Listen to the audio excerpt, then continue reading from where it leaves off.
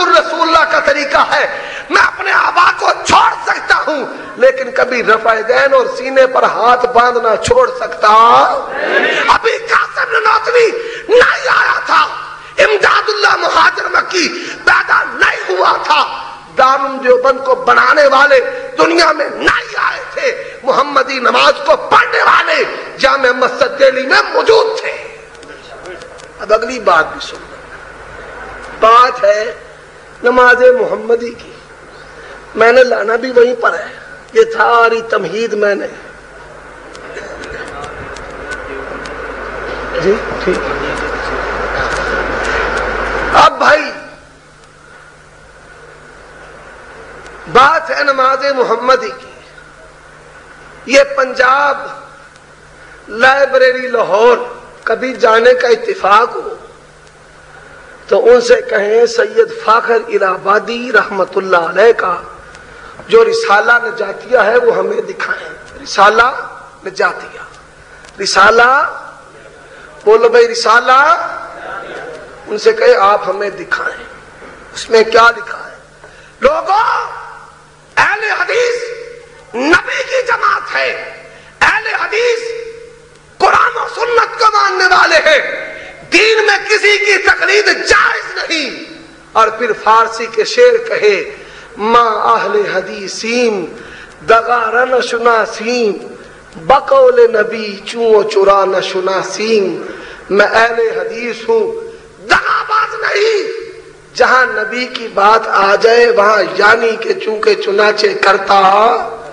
علم اور ہم میں فرق یہ ہے، رب جاتا ہے جائے، نبی جاتا ہے جائے، تھانوی نہیں جانا چاہیے، ہم کہتے ہیں پورا جہان جاتا ہے جائے پر دامن مصطفیٰ جانا چاہیے نہیں۔ اور حضرات اب اگلی بات، نماز محمدی، حضرت مالک ابن حویرث رضی اللہ تعالی عنہ، آپ کے مزاج سے ذرا معلوم ہوتا ہے کہ ٹھوکا ٹھاکی دھواں شوں شاں آپ زیادہ پسند کرتے ہیں۔ اب یہ علمی باتیں ہیں، توجہ فرمائیں۔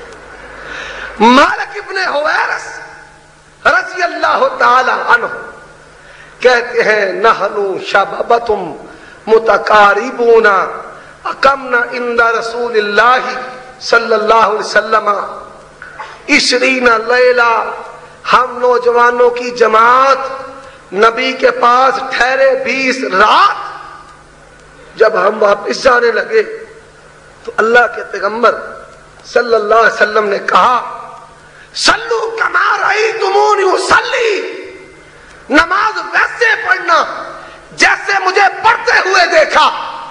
عبداللہ ابن مسعود نے بیان کیا اللہ کے پیغمبر نے کیوں کہا کہ نماز ویسے پڑھنا جیسے مجھے پڑھتے ہوئے دیکھا؟ کیوں کہ رب نے کہہ دیا وَأَقِیمُوا الصَّلَاةَ وَآتُوا الزَّکَاةَ وَأَطِیعُوا الرَّسُولَ، اے مومنوں میں نے نماز وہ قبول کرنی ہے جو نبی کی اطاعت کے مطابق ہوگی، جو نبی کی اطاعت کی۔ اور عبداللہ ابن مسعود کہتے ہیں صحیح مسلم کی حدیث لو ترکتم سنت نبیکم لضللتم، لوگوں اگر اپنے پیغمبر کی سنت چھوڑ دو گے تو تم گمراہ ہو جاؤ گے۔ کیا ہو جاؤ گے؟ گمراہ ہو جاؤ گے۔ اب پہلا مسئلہ ہے تیمم کا۔ پہلا مسئلہ بھائی کیا میں نے بتایا ہے؟ تیمم۔ اللہ نے قرآن مجید میں فرمایا ہے کہ اگر آپ کو پانی نہ ملے فَإِن لَّمْ تَجِدُوا مَاءً فَتَيَمَّمُوا صَعِيدًا طَيِّبًا، اگر آپ کو پانی نہ ملے تو آپ پاک مٹی سے کیا کر سکتے ہیں؟ تیمم۔ اب حضرات یہ میرے ہاتھ میں کتاب ہے در مختار، فتاوی عالمگیری در مختار میں ہے۔ کتے پر جو گرد ہو، کتے پر جو گرد ہے، سور دے تیڑا کٹا پیا ہے، کتے پر سور پر صرف یہاں تک کہ نہیں اگلی گندگی بھی سماعت کر لے، عورت کے چہرے پر جو گرد پڑی ہے آپ اس کے ساتھ تیمم کر سکتے ہیں. نعوذ باللہ. اللہ کا قرآن کیا کہتا ہے؟ فَتَيَمَّمُوا صَعِيدًا طَيِّبًا، پاک مٹی ہو. یہ کہتا ہے سور پر، کتے پر جو گرد پڑی ہوئی ہے اس کے اوپر ہاتھ مارو اور تم تیمم کر کے نماز ادا کر لو. اب اگلی بات ہے وضو کی. میں نے بس ایک دو مثالیں دینی ہیں، بڑی لمبی تفصیل ہے. سنگورانا سرگودا میں شاہ صاحب سے وہ ایک مثال ہے، کجا رام رام کجا کہتا ہے. میں کہتا ہوں کجا اللہ اللہ، کجا ڈانڈے. کہاں محقق اہل حدیث سید سبتان شاہ نقوی اور کہاں الیاس گمن ذات دی کوڑ کھلی تے چھتیرا نو. میں کیوں کہتا ہوں حضرات، ہمارے ہاں جو بڑا دین کا عالم ہو، فاضل ہو، محقق خطیب وہ ہوتا ہے، مناظر وہ ہوتا ہے. شاہ صاحب محقق خطیب بھی ہیں، فاضل مناظر بھی ہیں، قرآن و حدیث کو جاننے والے، علوم کو جاننے والے. اور ادھر کیا ہے؟ جو شخص نہ اس کو صرف آتی نہ نحو آتی، گمن کو نوٹ کرو، نہ صرف آتی نہ نحو آتی نہ حدیث آتی نہ عبارت نہ فنون، کوئی غیرت مند جو بندی اگر کسی کی رگوں میں غیرت کا خون ہے، ایمان کا خون ہے، گمن اگر ناظرہ قرآن صحیح پڑھتے، کیا میں نے کہا ہے؟ ناظرہ قرآن. اور ناظرہ قرآن اگر صحیح پڑھ دے تو ہم اس کو مناظر مان لیں گے. رب الجلال کی قسم ہے گمن کو ناظرہ قرآن بھی آتا ہو نہیں. جاؤ تمہارے تھانوی اشرفیہ والے، تمہارے جج تمہارے قاری کہہ دے کہ گمن کو ناظرہ قرآن پڑھنا آتا ہے، اور جب ہمارا شیر شاہ کھڑا ہوتا ہے قرآن کی بہاریں لگا دیتا ہے. فرق ہے یا نہیں ہے؟ اب مسئلہ کیا ہے؟ شاہ صاحب سے مناظرہ کرنا ہے. بھئی شاہ صاحب کو عرب و عجم جاننے والے ہیں، ساڈی بھی مشہوری ہو جائے گی، ساڈی بھی مشہوری ہو جائے گی. یہ ان کی حالت ہے. اپنی اوقات دیکھو، علم دیکھو اور دعوے اور گالیاں دے کر نکل جانا. اگر اتنی غیرت ہی ہم آئے بیٹھے ہیں اور اس کے پیچھے پیچھے پورے پنجاب میں کہیں گجرات، کہیں شیخوپورہ، کہیں بہاول نگر، کہیں ملتان، یہ فقیر پیچھے پیچھے ہے. اللہ کی توفیق سے یہ مر سکتا ہے، عقائد اور نماز پر اہل حدیث کے ساتھ مناظرہ کر سکتا نہیں. نعرہ تکبیر، نعرہ تکبیر. آج تو ہوگی، آج تو ہوگی، آج تو ہوگی.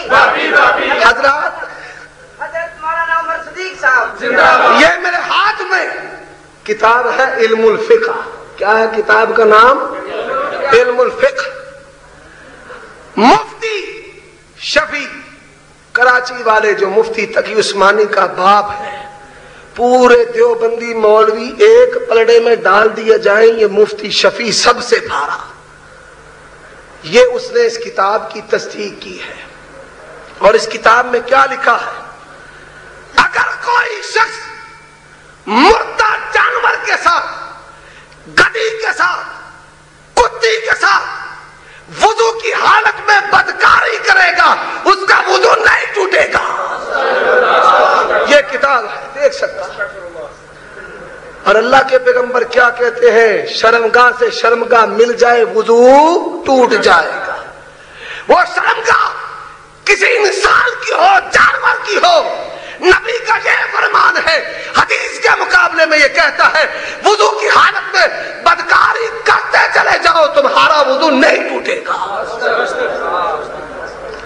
گمن صاحب آؤ، جو میرے نبی کی شریعت ہے میں بے تول اس کا قائل و فاعل اور اس پر عمل کرتا ہوں بحمداللہ، لیکن جو تمہاری شریعت ہے ذرا اس پر بھی عمل کر کے دکھاؤ، دعوت دو اس کو۔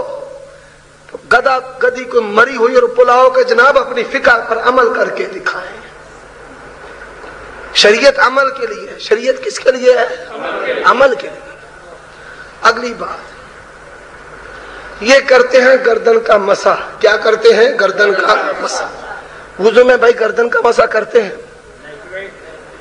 اللہ کے پیغمبر کا جو وضو ہے، صحیح بخاری، صحیح مسلم، سارے صحابہ، سارے تابعین، سارے ائمہ محدثین، وہ گردن کے وضو میں گردن کے مسح کے قائل نہیں ہیں، اور یہ کرتے ہیں گردن کا مسح۔ ان کے اپنے بزرگوں نے لکھا ہے، اپنوں نے، یہ انشاءاللہ حوالہ مناظرہ میں ہوگا کہ کن کن نے لکھا ہے۔ اپنوں نے لکھا ہے کہ گردن کا جو مسح ہے وہ بدعت ہے۔ صرف ایک نام پیش کرتا ہوں، مجدد الافسانی حنفی، جس کو بہت بڑا مجدد مانتے ہیں 12ویں صدی کا، وہ لکھتے ہیں کہ گردن کا مسح کیا ہے؟ بدعت ہے۔ اب اگلی بات یہ کہتے ہیں پگڑی پر مسح جائز نہیں ہے، پگڑی پر مسح جائز نہیں۔ اللہ کے پیغمبر نے، صحابہ